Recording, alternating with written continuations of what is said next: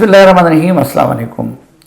ویسے عمران خان صاحب خراج تحسین کے مستحق ہیں کہ وہ لوگوں کو بیوقوف بنانے کے ماہر ہیں۔ انہوں نے پاکستان کے اندر افراد تو کیا اداروں تک کو بھی اپنے بارے میں بیوقوف بنا لیا، اور اس وقت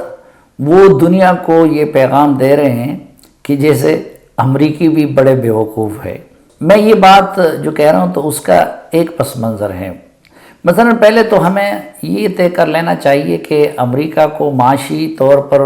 ترقی یافتہ اور خوشحال پاکستان چاہیے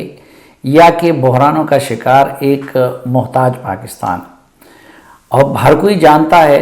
کہ امریکہ کو ایک کمزور پاکستان چاہیے، محتاج پاکستان چاہیے۔ اب حقیقت تو یہ ہے کہ عمران خان صاحب نے اسے ملٹی نیشنل کمپنی کے جو سابق ملازم تھے اسد عمر اور آئی ایم ایف کے کارندے رضا باقر، جو مصر میں امریکیوں کی اور آئی ایم ایف کی بہت بڑی خدمت کر چکے تھے، ان دونوں کے ذریعے پاکستان کو معاشی طور پر تباہ کیا۔ خود عمران خان صاحب کے جو موجودہ وزیر خزانہ ہے شوکت ترین صاحب، وہ وزیر بننے کے بعد یہ گواہی دے چکے ہیں کہ آئی ایم ایف کے ساتھ نہایت نامناسب شرائط پر معاہدہ کیا گیا۔ اسی طرح چین نہیں چاہتا تھا کہ سی پیک کے معاملات آئی ایم ایف اور اس کے ذریعے امریکہ تک پہنچے، لیکن آئی ایم ایف کے کنٹری ڈائریکٹر آن ریکارڈ ہے کہ عمران خان کی حکومت نے سی پیک کے سارے منصوبوں کی تفصیلات اس کے ساتھ شیئر کر لی۔ اب ان کی حکومت میں جی ڈی پی دھڑام سے زمین پر آ گیا ہے، مہنگائی میں ہوشربا اضافہ ہوا ہے، آئی ایم ایف اور امریکہ کے کہنے پر ڈکٹیٹڈ قانون سازی ہوئی پاکستان میں، جس کی وجہ سے پاکستان کا معاشی محور مکمل طور پر آئی ایم ایف کے ذریعے امریکہ کے ہاتھ میں چلا گیا ہے۔ یوں آپ اگر دیکھیں تو جتنی خدمت عمران خان نے امریکہ کی اتنی کسی اور حکمران نے نہیں کی، لیکن عمران خان صاحب کہہ رہے ہیں کہ بھائی امریکہ میری حکومت کو ہٹانا چاہتے ہیں۔ تو اب کیا امریکہ کا دماغ خراب ہے کہ وہ عمران خان کو اقتدار سے نکلوانے کی سازش کرے؟ اسی طرح امریکہ افغانستان سے اس لیے نکلنا چاہتا تھا کہ ساری توجہ چین پر مرکوز کر سکے۔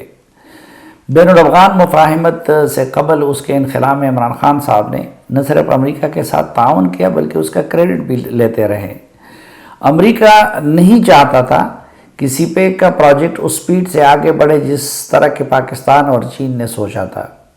عمران خان نے ماشاءاللہ سی پیک کا بیڑا غرق کر دیا۔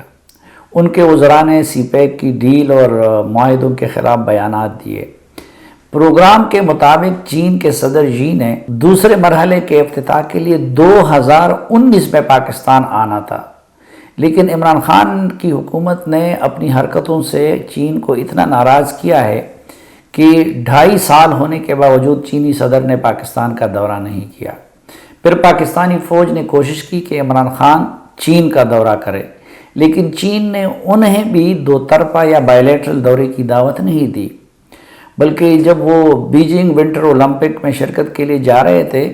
تو عمران خان صاحب اور فوج نے بھرپور کوشش کی کہ سی پیک سے متعلق جے سی سی اصل میں وہ بنیادی فورم ہے جس پہ سی پیک کے حوالے سے فیصلے ہوتے ہیں، تو ہماری حکومت نے کوشش کی کہ اس کا اجلاس ہو جائے، لیکن عمران خان کی حکومت سے چینی حکومت اتنی نالاں ہے کہ وہ اس موقع پہ جی سی سی کا اجلاس منعقد کرانے پہ آمادہ نہیں ہوئی۔ اب چین کے معاملے میں امریکہ کی اس سے بڑی خدمت اور کیا ہو سکتی ہے جو عمران خان صاحب نے کی؟ تو پھر کیا عمران خان صاحب ہمیں یہ بتانا چاہتے ہیں کہ امریکہ کا دماغ خراب ہے کہ وہ اس عمران خان کو اقتدار سے نکلوانے کی سازش کرے؟ اب جہاں تک روس کے دورے کا تعلق ہے تو صرف دوروں سے امریکہ یا یورپ ناراض نہیں ہوتے۔ روس کا سب سے پہلا دورہ سابق صدر آصف زرداری نے کیا تھا۔ اصل دورے ہمارے ملک میں آرمی چیفز کے ہوا کرتے ہیں، اور روس کا دورہ جنرل کیانی نے بھی کیا، جنرل راحیل شریف نے بھی کیا، اور ابھی کچھ ہی روز قبل جنرل قمر جاوید باجوہ بھی روس کے دورے پہ گئے تھے۔ امریکہ جیسی طاقتیں صرف دوروں سے ناراض نہیں ہوتی، جب اسے پاکستان کی ضرورت تھی تو چین کے ساتھ ہماری قربت پر اسے کوئی اعتراض نہیں تھا۔ اب انڈیا امریکہ کا اسٹریٹجک پارٹنر ہے اور چین کے مقابلے میں اسے اسی طرح استعمال کیا جائے گا جس طرح کہ سوویت یونین کے خلاف پاکستان کو استعمال کیا گیا۔ لیکن چینی قیادت انڈیا کا اور انڈیا کی قیادت چین کے دورے کرتی رہتی ہے۔ اصل سوال یہ ہے کہ کیا روس جا کر عمران خان نے یوکرین کے خلاف روسی کارروائی کی حمایت بھی کی ہے؟ تو اس کا جواب نفی میں ہے۔ انہوں نے دورے میں صرف اس پائپ لائن پہ بات کی ہے جس کا ابتدائی معاہدہ نواز شریف دور میں 2015 میں ہو چکا تھا۔ پاکستان تو یوکرین کے معاملے میں نیوٹرل ہے اور اقوام متحدہ میں بھی پاکستان نیوٹرل رہا، جبکہ اس کے برعکس مودی کا جھکاؤ روس کی طرف نظر آیا۔ اب اگر سازش امریکہ نے کرنی ہے تو پھر وہ مودی حکومت کے خلاف کرتا۔ تو اس تناظر میں بھی اب عمران خان صاحب ہمیں یہ باور کرا رہے ہیں کہ امریکیوں کا دماغ خراب ہے کہ وہ عمران خان کی حکومت کے خلاف سازش کر رہا ہے۔ یہ جہاں تک OIC کا وہ سہارا لے رہے ہیں، تو جہاں تک OIC کا تعلق ہے تو اس فورم کو تاریخ میں پہلی مرتبہ ایک مؤثر فورم کے طور پر شاہ فیصل اور ذوالفقار علی بھٹو نے استعمال کیا۔ بھٹو نے سربراہی اجلاس پاکستان میں منعقد کروایا تھا، جبکہ یہ جو اجلاس ہوا یہ وزرائے خارجہ کا اجلاس تھا، اور یہ وزرائے خارجہ کا اجلاس بائی روٹیشن ایک ملک میں منعقد ہوا کرتا ہے۔ مثلا 2019 میں یہ UAE میں اس کا انعقاد ہوا تھا، اور 2020 پہ نائجر میں یہ اجلاس منعقد ہوا تھا۔ تو اس روٹیشن کی حساب سے اب کے بار پاکستان کی باری تھی، اور یہ 2021 میں ہونا تھا، لیکن اس حکومت کی نااہلی تک وہ 2022 تک کھینچا گیا۔ تو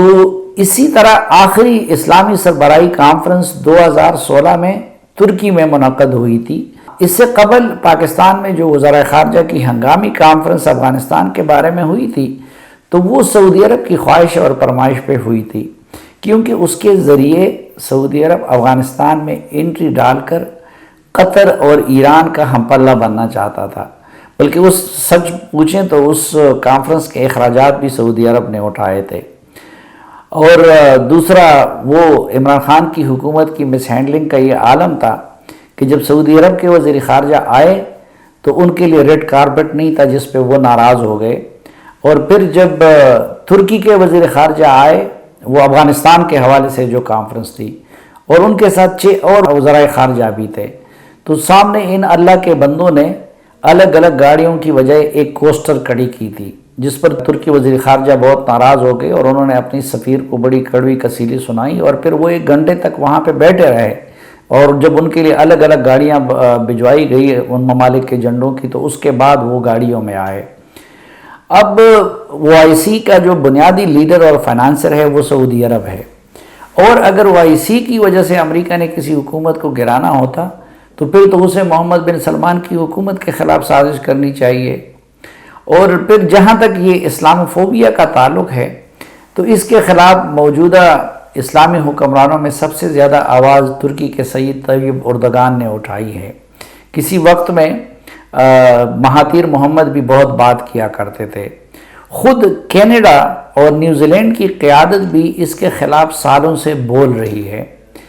اور عمران خان صاحب کو تو یہ معاملہ ابھی یاد آیا ہے، لیکن وہ لوگ کافی عرصے سے یہ آواز اٹھا رہے ہیں۔ لیکن ترکی تو آج بھی نیٹو کا ممبر ہے۔ اب اگر امریکہ نے اس بنیاد پر کسی حکومت کے خلاف سازش کرنی ہوتی تو وہ ترکی کے خلاف کرتا۔ سعودی عرب امریکہ کا سب سے قریبی اتحادی ہے، تو کیا اس کی خواہش اور فرمائش پر چلنے والے OIC کے وزرائے خارجہ سے امریکہ اتنا برہم ہوگا کہ وہ عمران خان کی حکومت کو گرانے کی سازش کرے گا؟ عجیب منطق ہے خان صاحب کی۔ اسی طرح ہم چلو اگر حکیم سعید کی کتاب میں عمران خان کے بارے میں دعووں سے بھی صرف نظر کرتے ہیں، ہم مولانا فضل الرحمان صاحب کے جو خیالات ہے یا جو ان کا عقیدہ ہے عمران خان کے بارے میں، ہم ان کو بھی بلا دیتے ہیں۔ ہم یہ بھی بھول جاتے ہیں کہ کس طرح عمران خان صاحب نے پاکستانی نژاد محمد صادق کے مقابلے میں یہودی جیک گولڈ سمتھ کے لیے انتخابی مہم چلانے برطانیہ میں گئے تھے، لیکن اب تو سید خورشید شاہ جیسے بلند قامت سیاستدان نے بھی میرے جرگہ پروگرام میں یہ دعویٰ کیا کہ جو سینئر بش تھے امریکہ کے، انہوں نے بینظیر بھٹو سے کہا تھا کہ ہمارے بندے یعنی عمران خان کا خیال رکھنا، اور بقول خورشید شاہ کے کہ جونیئر بش نے پر نواز شریف سے یہی فرمائش کی تھی۔ اسی طرح عمران خان کی کابینہ وہ واحد کابینہ ہے کہ جس میں امریکہ اور برطانیہ سے آئے ہوئے مشکوک لوگ سب سے بڑی تعداد میں بیٹھے ہیں۔ خود ان کی اولاد برطانیہ میں گورڈ سمتھ کے گھر میں بڑی ہو رہی ہے۔ ہم نے تاریخ میں پہلی مرتبہ دیکھا، آپ کو یاد ہوگا کہ وہ سنتھیا ریچی جو امریکی تھی، اس جیسی مشکوک خاتون وہ عمران خان کی حکومت میں نہ صرف یہ کہ دندناتی پھر رہی ہیں اور بلکہ سوشل میڈیا پر عمران خان کے لیے ایسی مہم چلا رہی ہیں جیسا کہ وہ عمران خان کے سوشل میڈیا اور ٹرولز کا حصہ ہو۔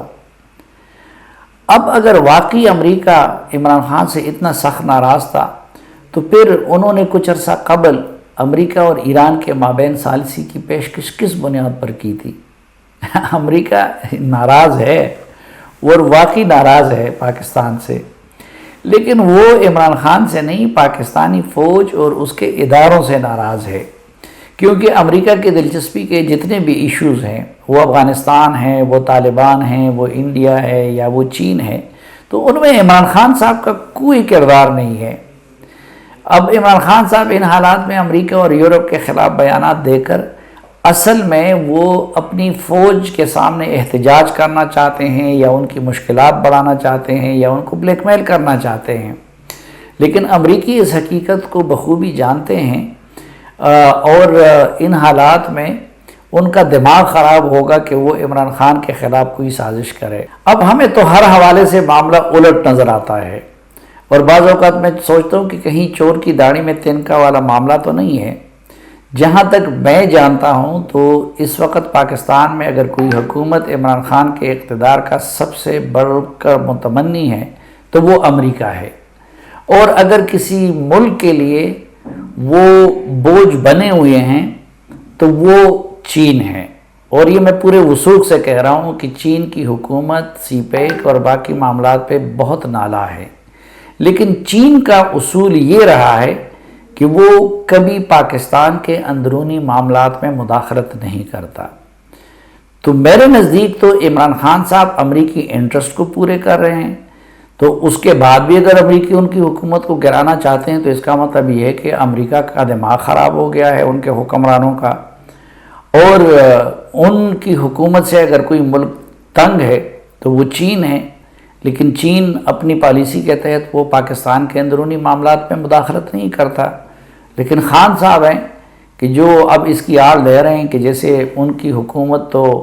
مہنگائی کی وجہ سے اور نااہلی کی وجہ سے اور دوست پروری کی وجہ سے اور قبا پروری کی وجہ سے ناکام نہیں ہو رہی ہے، بلکہ یہ بس تو وہ چونکہ ریاست مدینہ بنانا چاہ رہے تھے۔ اب حالانکہ خدا کے بندے، ایک طرف آپ کے شہباز گل ہے، دوسری طرف شبلی پراز ہیں، اور آپ کی حکومت کی جو حرکتیں ہیں، اور آپ کہہ رہے کہ میں ریاست مدینہ بنانا چاہتا ہوں، تو کیا پاکستانی عوام اتنے بے وقوف ہیں، یا پھر آپ کی طرف سے چین ناراض ہو رہا ہے اور امریکہ کی ساری خواہشیں پوری ہو رہی ہیں، تو کیا امریکی اتنے بے وقوف ہیں کہ وہ آپ کی حکومت کو گرانے کے لیے لگ جائے؟ لیکن بہرحال عمران خان ہیں، وہ کچھ بھی بول سکتے ہیں، وہ کچھ بھی کہہ سکتے ہیں، وہ کوئی بھی دہائی دے سکتے ہیں، کیونکہ بہرحال اب پتہ نہیں آگے رہے گا یا نہیں، لیکن ابھی تک لاڈلا تو تھا نا۔